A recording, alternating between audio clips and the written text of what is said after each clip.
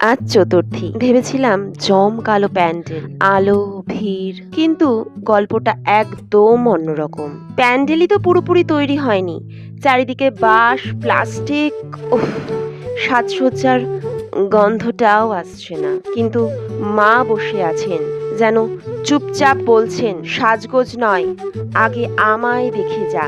এদিকে প্যান্ডেলে বাচ্চারা দৌড়ঝাঁপ করছে, মনে হলো আমি ঠাকুর দেখতে এসেছি নাকি খেলার মাঠে। যাকে আর ঠিক তখনই দেখি কেউ ফুচকা খাচ্ছে, কেউ ঘুগনি, কেউ আবার আইসক্রিম খাচ্ছে। আরে বাবা, ঠাকুর দেখা বাদ দিয়ে এরা তো খাওয়া নিয়েই ব্যস্ত। অবশ্য আমিও পরে একটু ফুচকা খেয়েছিলাম।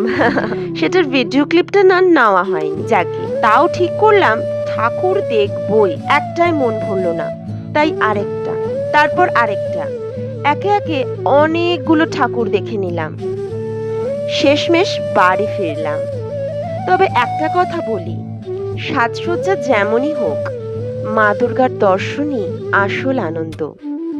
কেমন লাগলো আমার আজকের ঠাকুর দেখা কমেন্টে জানাবেন, কিন্তু সাবধান, পরের ভিডিওতে থাকছে আরো বড় সারপ্রাইজ। জয় মা দুর্গা।